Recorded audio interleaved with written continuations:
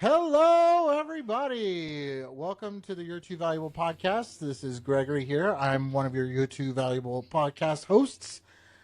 If you're looking at the screen, you might be a little surprised, as we are. And who do we have on here? Hey guys, it's Robbie. Glad to be Welcome back. back.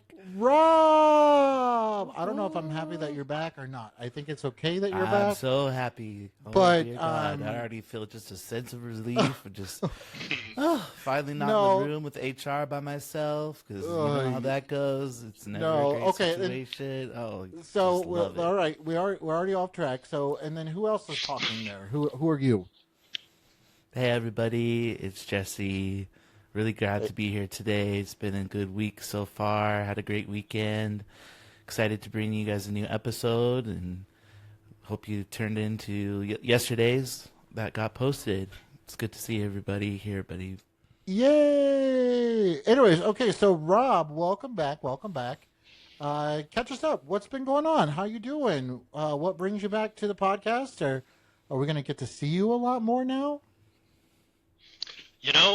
It's been quite the journey. I was hospitalized November 18th and did not get discharged until April 16th. So for those of you that can't do math, that's nearly half a year, 5 months of being in a hospital bed, and I will tell you it has been That's crazy.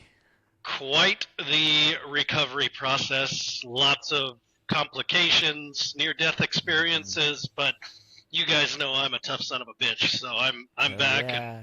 Son of a gun. Son of a And you gun. crushed it. Got a Watch lot the done. language already. You I did. can't believe I have to say that. We've only been One on of my for like- biggest motivating factors was coming back to talk as much shit as I could to Greg because I miss doing that. already starting. Well, I mean, You know- I will echo what Jesse or JP said. Is welcome back. It's nice to see. It's nice to see me, isn't it? And I'm glad that you're here to see me again. And we get to hang out with me, or y'all get to hang out with me as usual. So I really appreciate that. It was definitely a unique experience, but I definitely was doing work behind the scenes, but you guys held the fort down, and thank you for doing that. You guys did a great job. Some of the topics, you guys did more than an adequate job, and really am proud of the effort that we were able to put in, despite me not being able to fully be on the Yay. season. But there's a possibility that I may not be on every episode. I just want to set that expectation, but I will do my very best to be here every week because I know that this is the trifecta, and it is best given to the world when all three of us are present. So that's what I got. mean, it's the best when I'm here. So when I'm not here, it's not the best.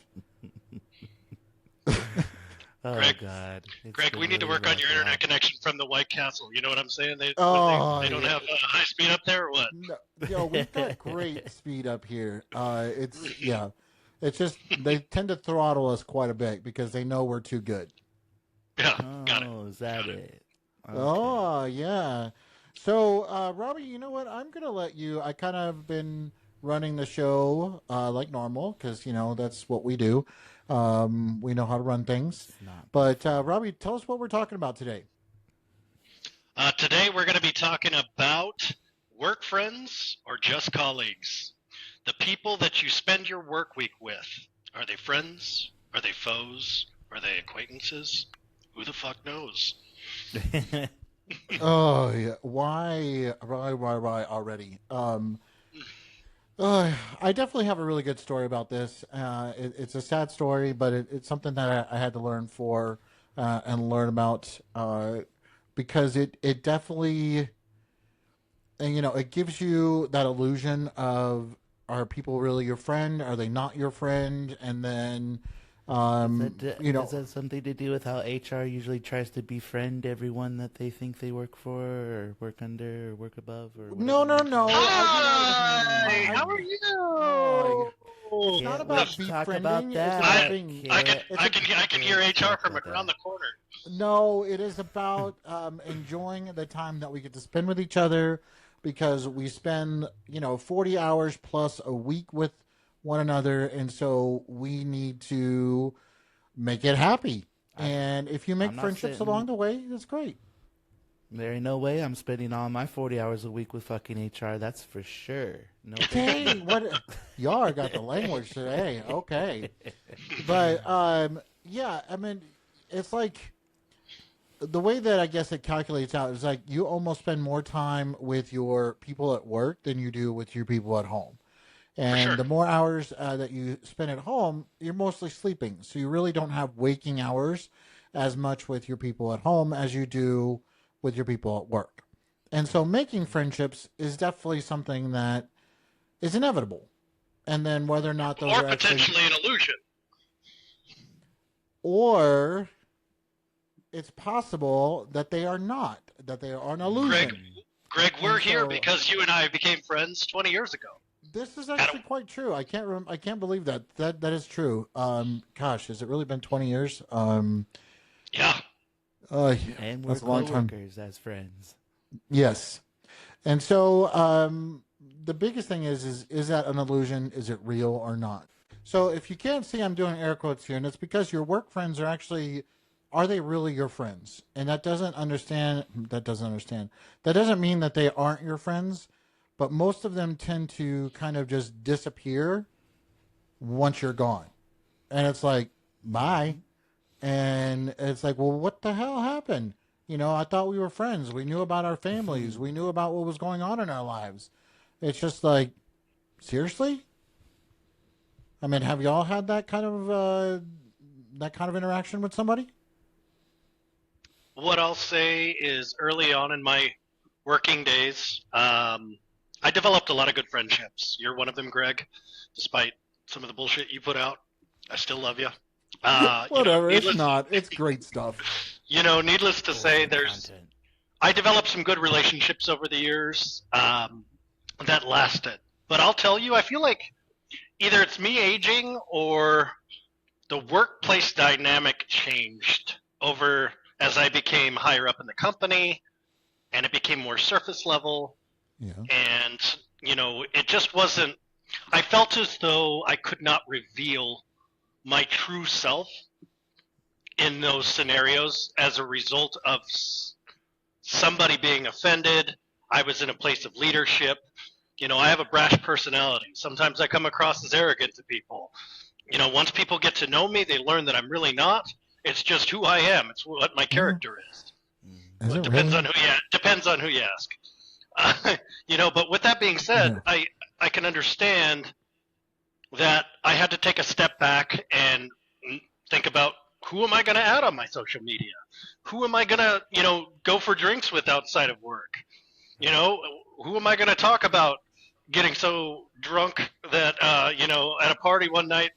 These are the types of things that I really had to take into consideration and I could reveal myself to. And it became a point where it just felt almost tabooish. Yeah. To a point where I kept people at arm's length. And I That's felt about like right. that was a big transition and a big learning process for me. I felt like I wasn't as happy. So there's a lot to be said.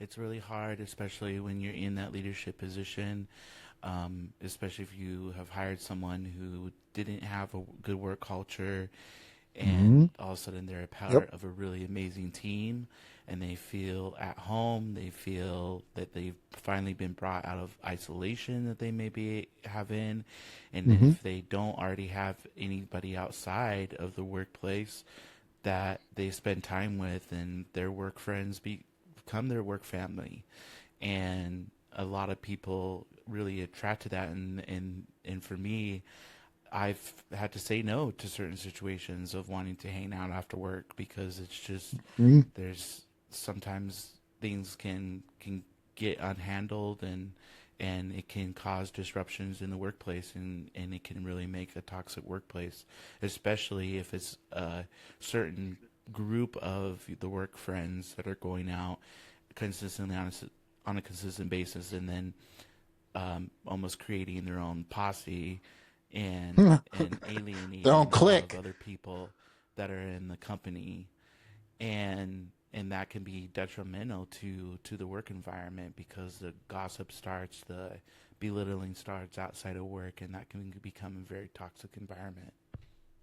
Well, one of my questions is kind of like the whole being able to be acceptable or sorry accessible to just about anybody through Teams, through Slack.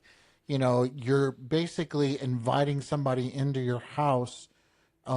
If you work from home, you know, if you don't work from home, you work from office, or a mixture of both. So, does that kind of make you feel closer to your team or your team members, your coworkers, in some It form or sure fashion? it certainly makes people not want to go to work because they're just having to work around the clock with those apps that you got on your phone and everything now. Yeah. Being able to be contacted, it's There's no worse than disconnection. email. There's no disconnection anymore. That's That's the okay. That problem. was that's Absolutely no not the question I disconnection. asked. The question I asked is, does it make you feel closer to those individuals? No. Absolutely not. It makes me feel more annoyed of them. Are you kidding me? That's kind of crazy. More Yeah. annoying. The sound of Microsoft Absolutely Teams, not. and ironically, we operate Yeah. on Microsoft Teams too for a Yes, lot of right. things that we do. But you know, at the end of the day, we have a text thread, and I can just turn off the notifications because you don't pay my checks, Greg. So, you know, needless to say, Oh man. Oh yeah, I mean the sounds that Slack makes, and the oh, other apps that I've used, like just hearing that sound, I mean it's it sucks sometimes. let me ask you guys a That's question. no wait. That's why I tend to change all of my ringtones on all of those apps because it drives me nuts the way they sound. Everybody has the same ringtone, so if you don't know, you actually can change those sounds on those Thank you apps. so much So for that yes. enlightenment, HR. We appreciate you so Oh much. boy. Thank you See, I'm so trying to be much. nice and trying to say You're something. so Anyways, Rob, helpful. what were you gonna say? I was just going to ask you how many of you guys, or for either one of you, how many former colleagues, work friends, still text you to this day? Oh, I would have to For me, it's say. two: Greg and another person. Oh, I keep forgetting about Rob is actually one of my former coworkers, so I have to think about that. So my best friend, she and I started off like one of my very first jobs a long time ago. This was probably in 2000, 2001.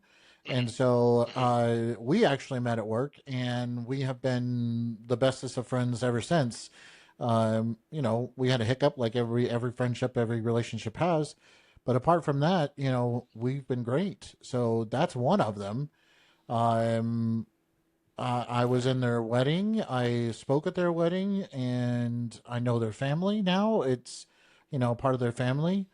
I've Um, spoken at former colleagues' weddings too. Actually, yeah. that person got married twice, and I spoke at both of three times, and I spoke at two of their weddings. Are you talking about yourself, Rob, or somebody? No, No, I'm just take it joking. I'm easy. joking. Take Um, it easy. um, okay, that was a little much. I'm sorry, that was a bit much. But No, anywho, you're um, okay. I can handle it. Lessons learned in life. but okay, so one of them is that I do talk to one of them now that I met since I moved to Colorado. They are a really good friend that I've dealt with their family. They've gone through some really tough times over the last couple of years. And I think it's been a blessing that we both have been in each other's lives since then. Hmm. There's a couple of them that I do text that are here and there. But as far as like going to seeing them and texting them on a regular basis, maybe a handful. Yeah, Maybe. I definitely can say that I don't have anybody. I mean, I have acquaintances that from time to time will check in with and former colleagues, but I've been in leadership since college. My first position right out of college was a food and beverage manager at a hotel, and I quickly learned that you have to create boundaries with Yeah, the employees that you're managing. And so, yeah. No, 100%.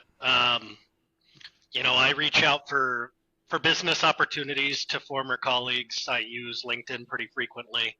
You know, I use those former connections for business mhm. opportunities.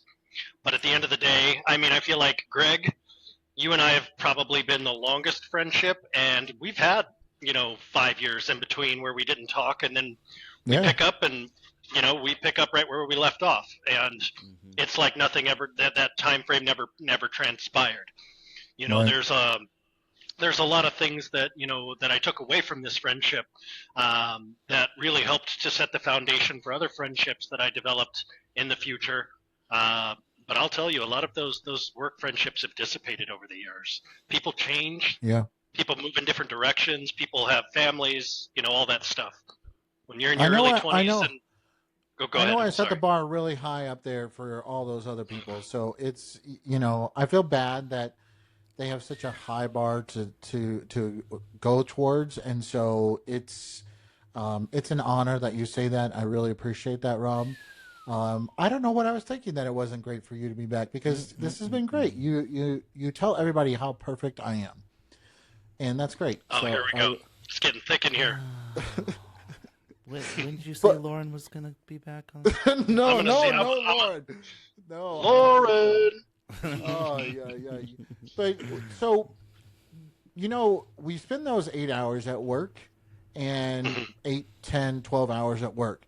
Then we kind of move outside of the office, and we have kind of those team building things. Hey, let's go to Those team dinner, building things. or team building, and go and make each other happy again, and have maybe a mocktail or two, and just chat about things and everything like that. So isn't that even better? That way you can actually start making real friends. I think that there's a small difference between those forced events and the events that we used to arrange together, like we used to, Greg. I don't ever recall our former supervisor ever putting together events. Oh gosh, I I'm feel thinking like of that supervisor right now. I feel like we kind of put those things together ourselves and decided to walk across the street after work for a couple of drinks, and Oh.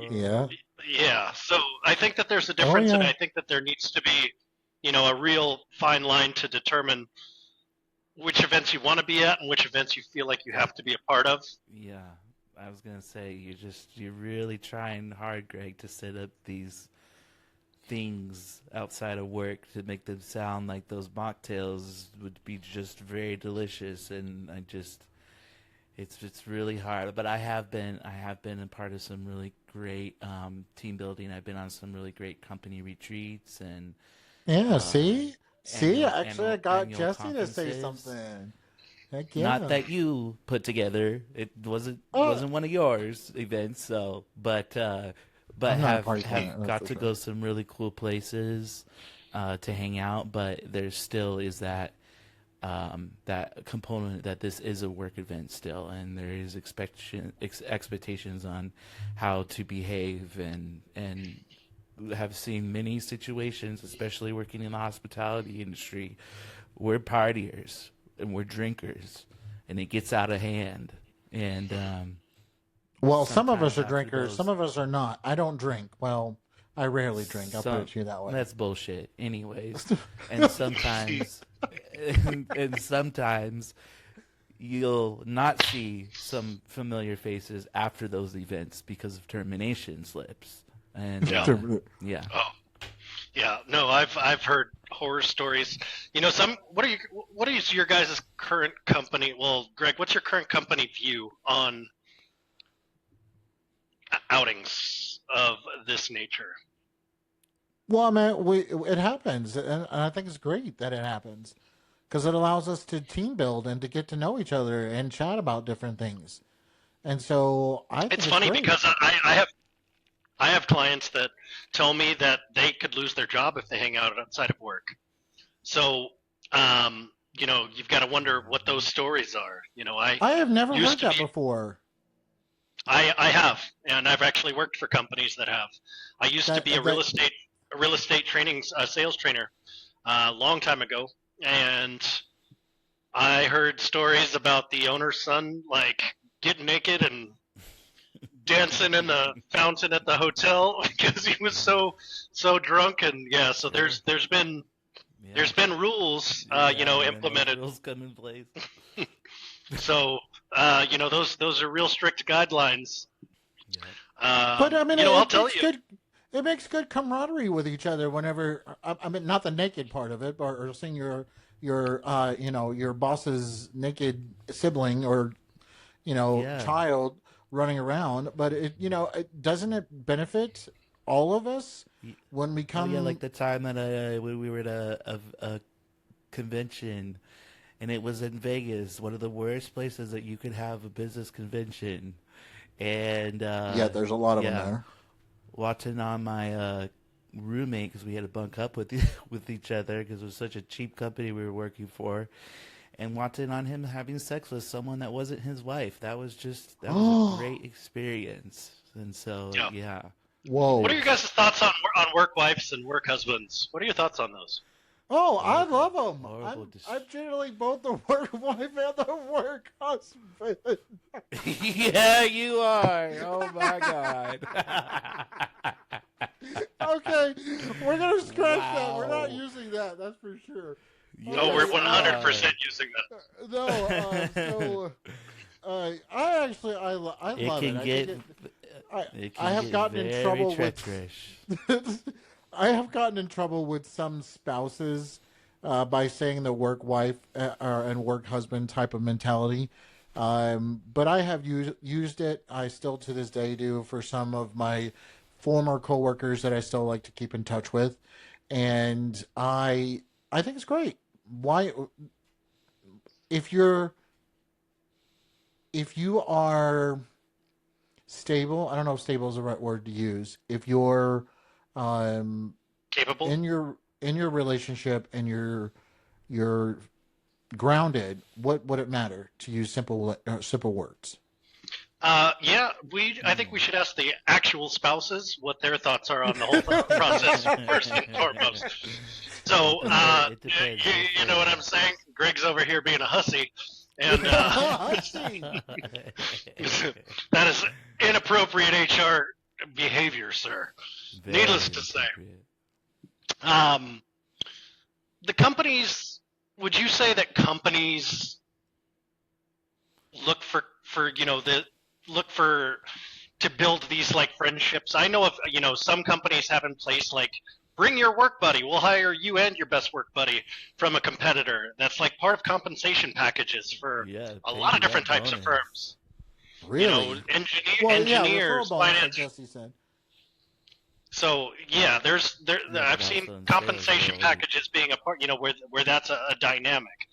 Yep. What are your thoughts on in the workplace? Do you think the companies believe that that's the best way to get higher productivity?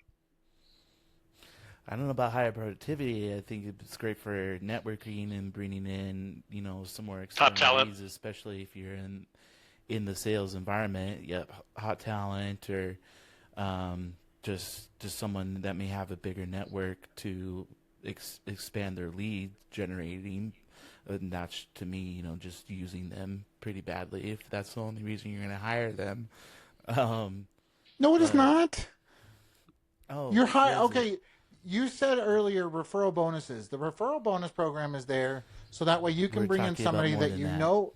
that you know is going to bring good workmanship, good Mm. employment to your Or current is it job. just, hey, let me get my friend a quick 300? No, that's just a Oh, it's not? bonus. No, I mean, yeah, Wow. you can get Oh, an extra some monies for it if you get them in there, but it's not. oh, Greg. Greg, Yeah. in your workplaces, would you say that you know who are the friends, like friend groups are in your office directly? Well, yeah, we all know who clicks and what clicks belong to who. We can see What how does that much goes. contribute to your department? What does that how does that pertain to strategy conversations in your work your direct work group? Do they see this as That does not come up at all in any of our conversations. I don't know what you're talking about. okay? I think you're full of shit. But what's new, right? What's Um, new? Wow. I mean, there are conversations about retention and culture Hmm. and Hmm. how You're abandoning the team. that you are What we about your are work bestie? yeah. And that you're wanting to bring in that camaraderie with each other, and making sure that that perfect work life is there. How about that? There's a perfect work life. Mhm. Explain that one to me, because I've still yet to find that out. Yeah, no. But no, Okay. yes, you can do your referrals. You can have there. You can have your work bestie, your work wife or work husband, as you said earlier. And yeah, we think that you're going to work better. You're going to have that time to kind of get along with each other and enjoy lunch and come back and work even harder because you're there. And why would you want to leave that work bestie? Yeah. Somebody comes to mind in my last role that I thought was a real friend, and everything that I said was going directly to my supervisor. And Yeah, I've had those. I will tell you that that was a big reason that I just said, "Screw this, I'm out." I just the level of dishonesty and betrayal and just and she chalked it up to just having that established relationship with the supervisor, but I never provided permission to disclose those conversations, and that trust was severed. And I knew at that point that I'd had some experiences like that, but nothing to this severity. And Yeah, once I experienced that, I was like, I'm not doing this. Friendships in the workplace are at the surface level. We're gonna keep it. How was your day? How was your weekend? How was your? And that's where we're Yeah. gonna we're gonna keep it. I think a lot of people just get caught up in that and thinking that's the way it has to be instead of being able to have a healthy separation between work and home, and instead they want to just shove the two together and make them this harmonious happy family where they both exist in a pink fairy universe. And it's just, I've found myself that keeping those two things separate and not working with your friends yeah, in some capacities, that especially when it's not your organization. If it's your organization and you're partnering with one of your best friends, that's completely different. Hmm. yeah, But when you're bringing another person into an organization that you don't own and you don't control completely, it Hmm. can get really messy. yeah, Especially those that are extremely motivated and Hmm. with work conditions the way that they are, it's everybody kind of has their dynamic where they're trying to look out for themselves, and that's something I hmm reminded myself consistently during conversations, just being Hmm. mindful of the things that I said. Exactly. Well, I will bring up this story because it's very personal to me, and it kind of follows that footstep to you, Rob. I had a who I thought was somebody that was going to be a friend for the rest of my life, and Hmm. shared a lot of personal information. Talked about the job, talked about our homes, talked about our families, and um, I ended up leaving that particular company and thought that this person was going to continue to be a friend and be, personable and not, and completely ghosted.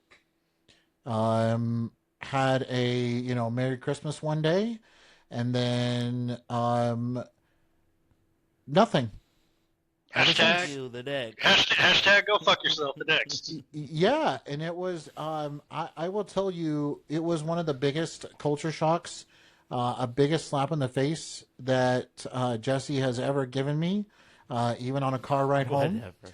um Hmm. and so, but yeah, it's something that's very much a lesson learned to this day, and it will probably be that way for the rest of my life. And I think, Rob, you hit the nail on the head of saying, "Good morning. How's your day? How was your weekend?" And that's it. And so it was just like, I'm not going to do any more to that. And I'm not Yeah. going to kind of like, am I putting up a wall now? that make sure that I'm not allowing myself to become like that again. Yeah. And I don't. I mean, would you say that you've done the same thing?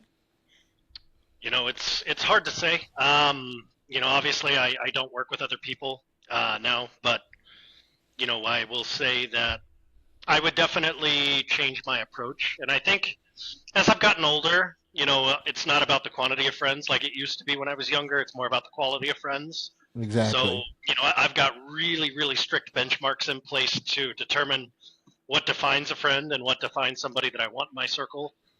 Because I will tell you that my circle over the last probably 3-4 years has shrunk substantially, and I like it. Oh yeah, mine too. Yep. For sure. I agree. So, if I was to ever go back into the workforce, I would say that I would be very kind, and really just gauge character as well as I could, because that person really got me, and I thought that I was a good, Right. judge of character previously, and after learning from some of my other peers, they're like, oh yeah, don't ever tell her anything. And it was a real eye opener because a lot of big career changes and life moves were directly correlated to that individual. And so I put a lot of trust into that human being, and needless to say, I'm glad that that person is no longer in my life. The level of anxiety has left the room. Good. Well, I will say that it still hits me in my heart based on this particular situation, because when I open up to somebody, I tend to open up quite a bit, sometimes more than I should, and that's definitely a lesson learned and a life lesson learned for this particular situation, because it's just like I can't do that again, and it's just like, were they really my friend? And I can say no, that they weren't. And, I would like to go onto the flip side of that and say there are people who have become really good friends. I have one of them that's on this podcast with me, my dear friend Rob.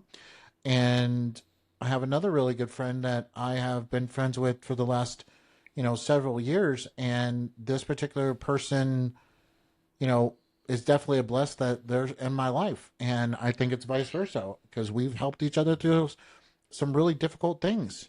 And I think that's what a friendship does. Those, I mean, don't get me wrong. That's how a lot of our relationships start, is that, there's shared trauma bonds, that result in, well, let's go talk about it over some alcoholic beverages. And then those alcoholic beverages turn into what the hell happened last night sometimes. And then, it's, it doesn't always have to be talking point, alcoholic beverages. It doesn't. It doesn't. Dinner. It doesn't. But typically that's where it starts. Let's throw the bullshit out the window, Greg. There Most people are like, let's go have some some drinks. Is what normally people do. Yes, let's go have some drinks. Definitely happens. Not go out to dinner with me, because that can be construed the wrong way. That's an HR violation. Yeah. But no, I mean, and that's even for like. It's also some of those people who are, who've gotten laid off. And you were talking about the trauma bond is, people getting laid off or quitting at the same time, or having a really bad manager or a really horrible coworker that always seems to get the promotion or, gets the better job than anybody else does. And so that's really difficult. And sometimes you have that bond that brings you together.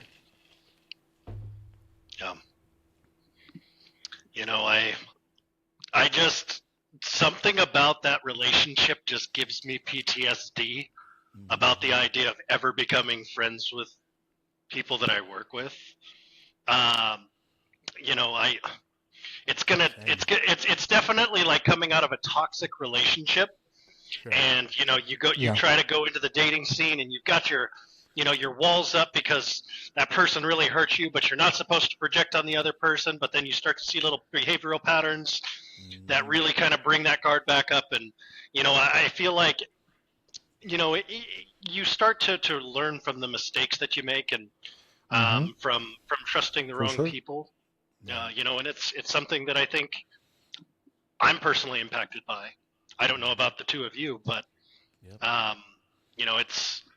there's been times where I was a friend and I've been promoted from within the same retail locations, and I had to establish managerial positions over those individuals.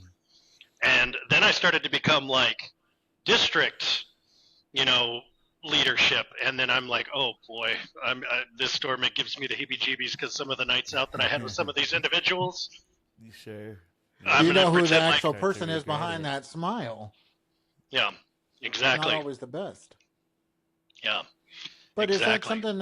is that something that you as a manager and as a boss can overcome? And, when you're still want to be quote unquote friends, again, the air quotes that are up there, is that something that you can still do when you become a manager, if not their manager? It just places a target on your back. And, explain that, Jesse. I don't understand that. Especially with people that have jealousy over you getting promoted if they applied for the same promotion and it was given to you, and all of a sudden you're their boss.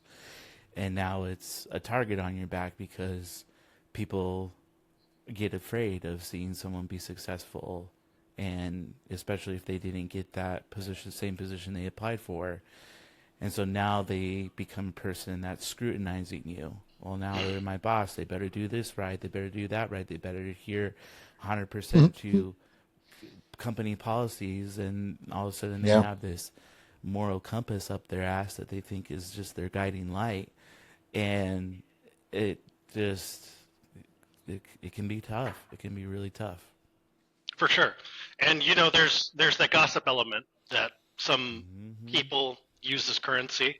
I used to have a very, very close confidant who was a peer of mine, who was also my manager at one point, and I became a peer, and gossip was this individual's currency. And, I'm going to tell you that corporate culture, gossip is very profitable to the right people. And I didn't You're not supposed like that. to gossip at work. I did not like that element of things. Didn't either. I don't ever gossip at work. Ooh, you gossip outside of work, that's for sure. Outside of work is completely different than inside of work. That's why they provide the EAP, Greg. Keep it confidential. Yes, thank you. Again, use your EAP. That's fantastic. Thank you, Rob, for saying that.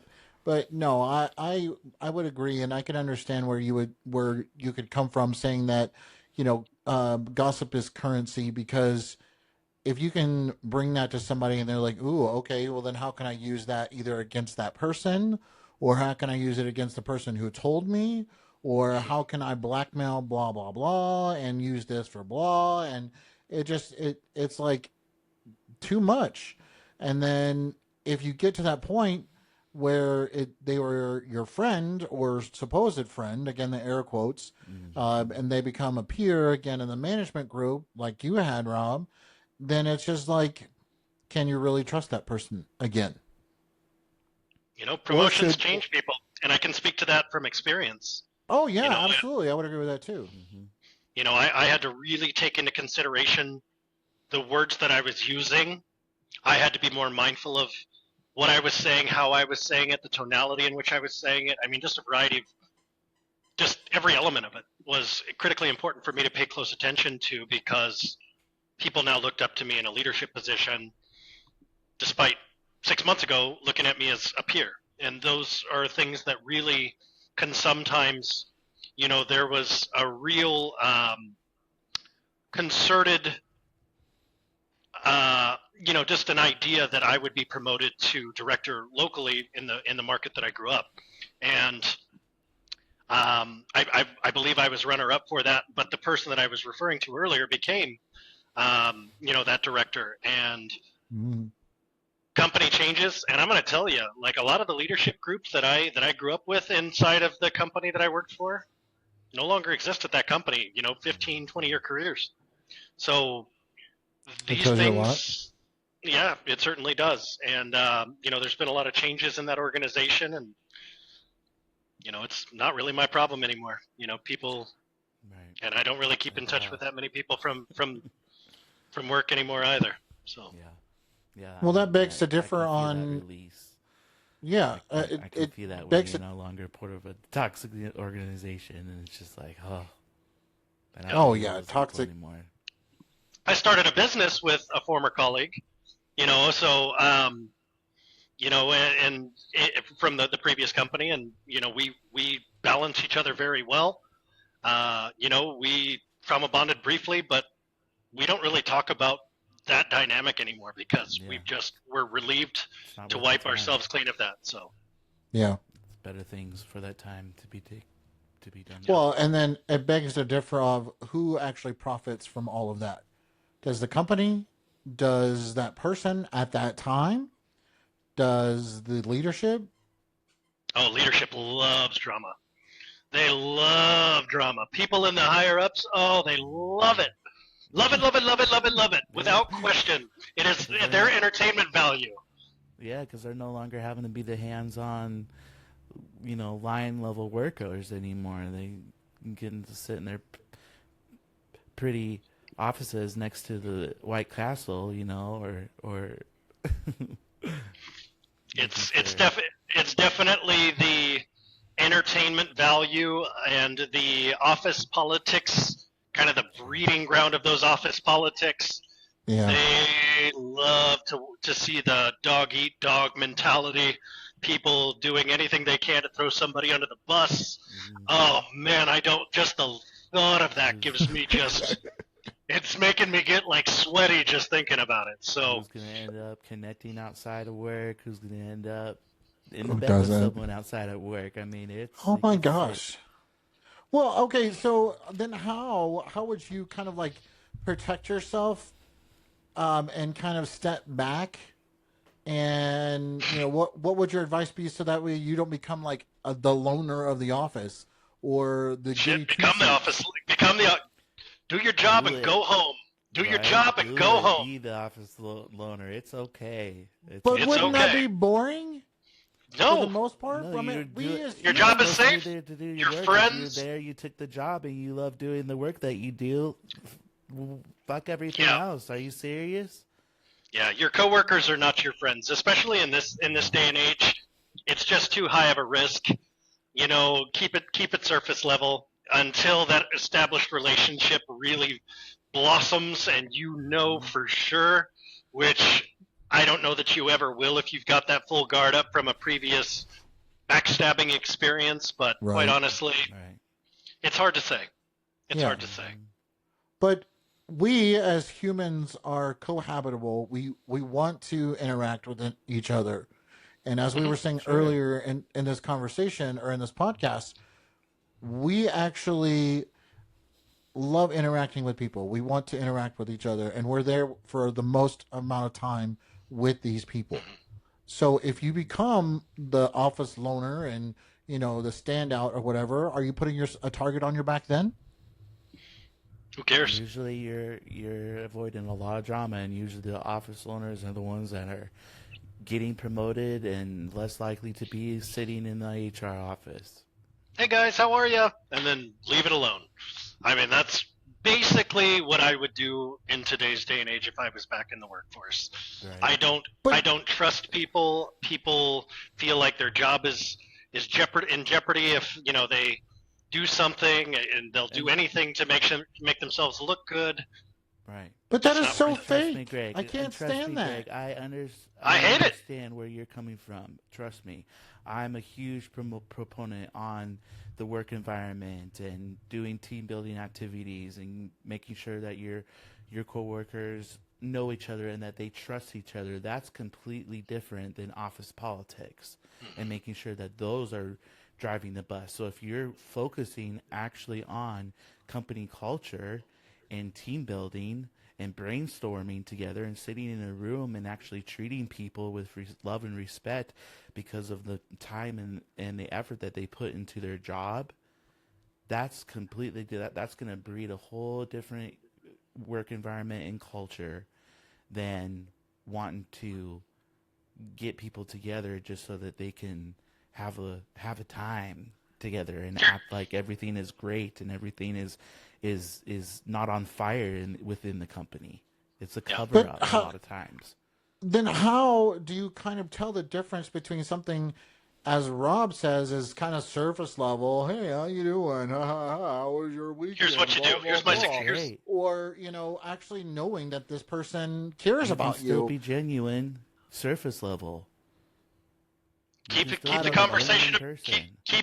keep the conversation related to work. Talk about the things that are transpiring inside the workplace. You can complain together. You can, this sucks. But at the end of the day, you've got to know where to draw that line and understand you don't always who. have to know about Susie's grandma that's doing bad in the hospital. Sure, that helps.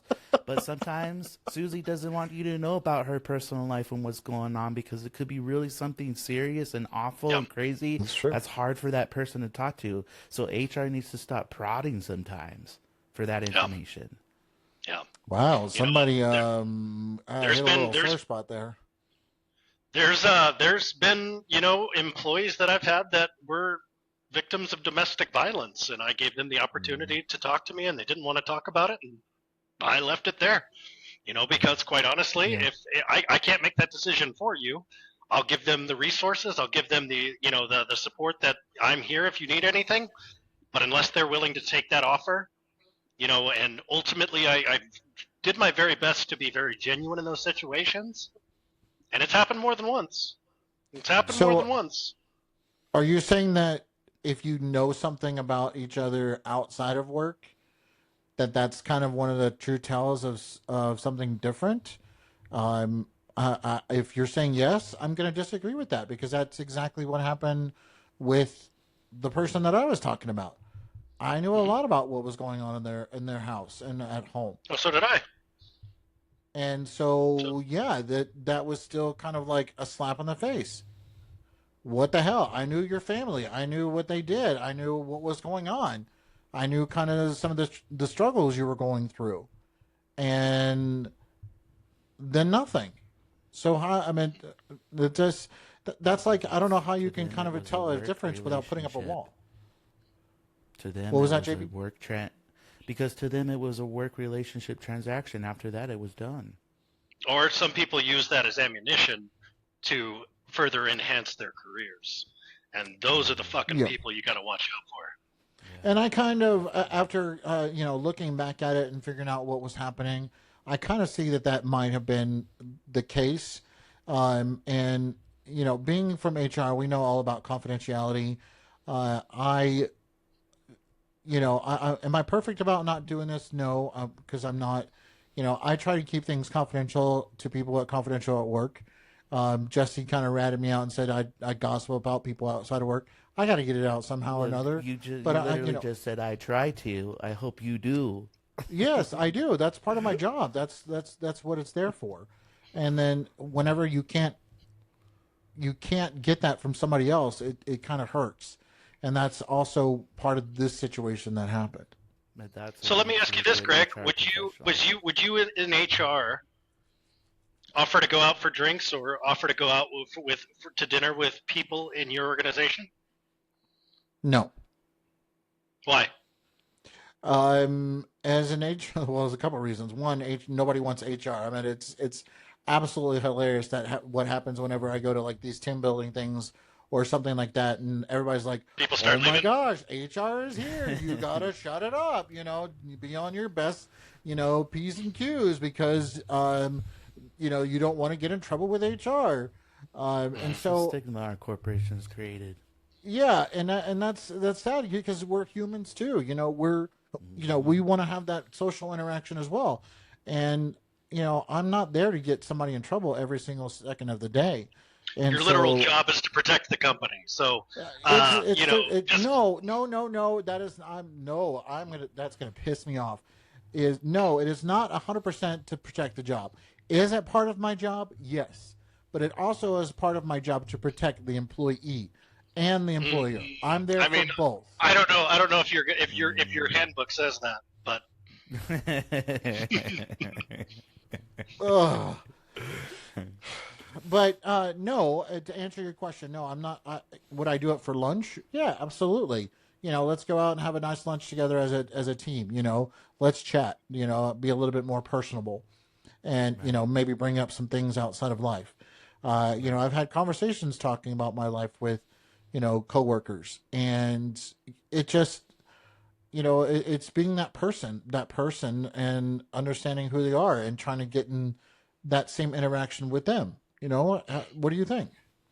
Yeah. I mean, I'll tell you this: when I became pretty high up in the company, I maintained a friendship very, very secretively behind the scenes. Like, we did no pictures, we didn't check into places together, but we spent a lot of time together. And I could have easily lost my job for some of the things that we did together. But at the end of the day, that was somebody that was kind of my ride or die. And, that friendship developed early in my career.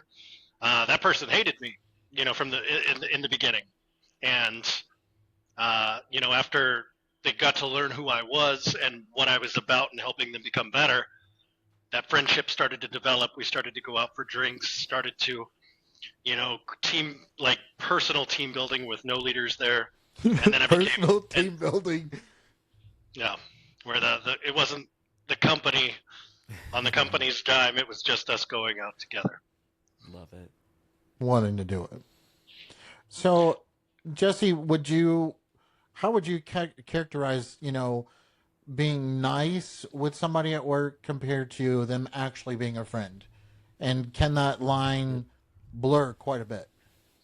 Oh yeah, definitely a lot of blur in there. And like Rob was saying, you got to be careful, especially when you're new to an organization, especially if you're in leadership. People are people pleasers, and they if you're their new boss, they're gonna want to try to do anything and everything to kiss your ass and get you on their side, and make sure that you think that they're the best general manager that they've ever been in this world, and will pick up that phone every single time they call. And so and that's actually kind of hard for me too, because it's like, pump the brakes. I've been in your position. I know what you're doing.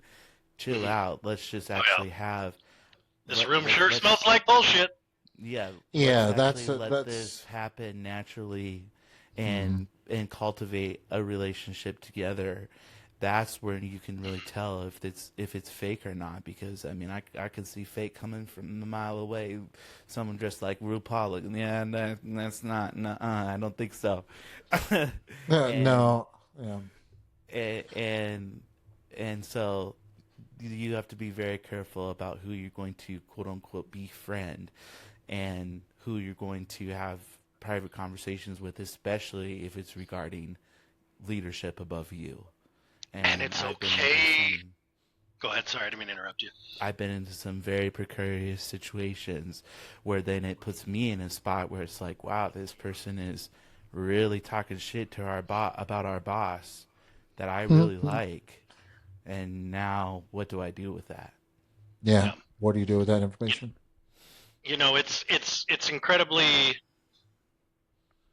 frustrating to have those types of experiences that kind of make us put those guards up, and it's also okay to remind everyone that it's okay to just have colleagues be colleagues.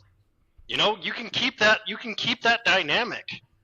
It doesn't have to always form into something more to be productive in the workplace. And reminding yourself that is also important, that not everybody that's nice is your friend. And it's those types of like real good friendships, like brotherhoods, sisterhoods, like those take time.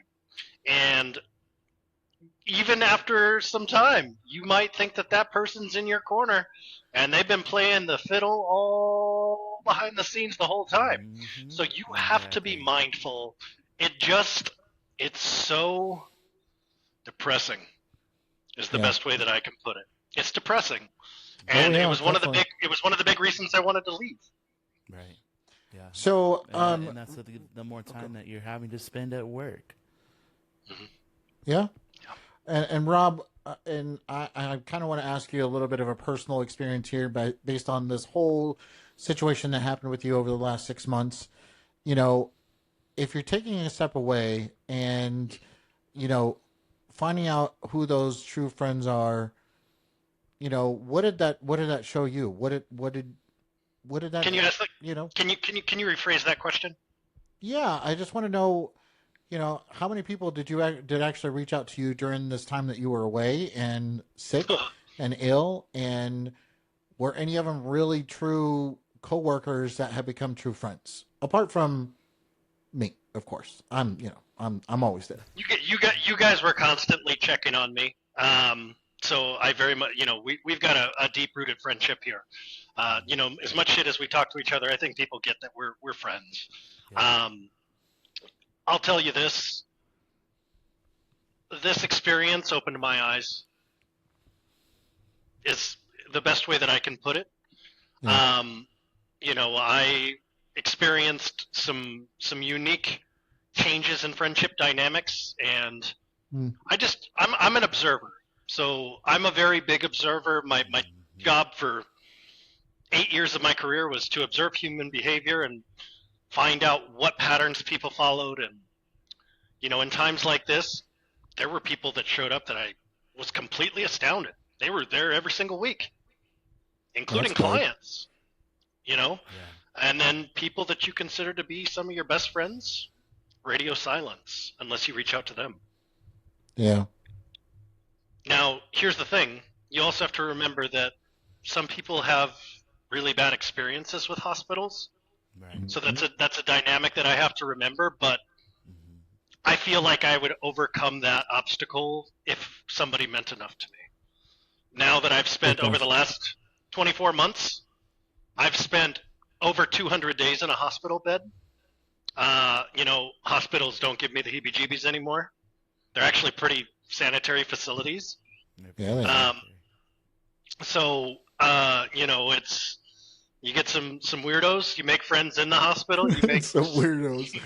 Oh, let me tell you, I probably went through about Some weirdo. 40. I probably went through about 40 roommates, and some of them like to have full-on conversations with themselves 2:30 in the morning, pitch black. Oh, shut up. There's no, I'm not lying. I got some people coming down off drugs at times, but I did make some deep-rooted friendships inside of there as well. So, it definitely was an eye-opening experience. I don't think anybody anticipated me being in there as long as I was.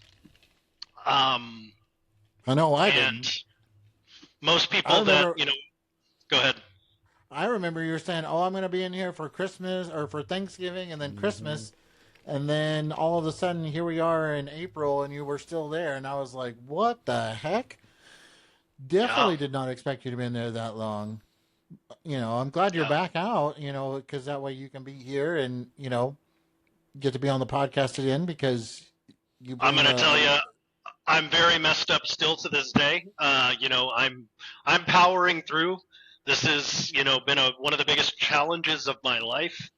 But I'm resilient, and I have so many big things going for me at the moment that I could not let this derail me from those things. I feel like this podcast has grown exponentially. I feel like people love the message that we're talking about because nobody else is Agreed. willing to say the things that we're willing to say. Exactly. Ain't that We the put our truth?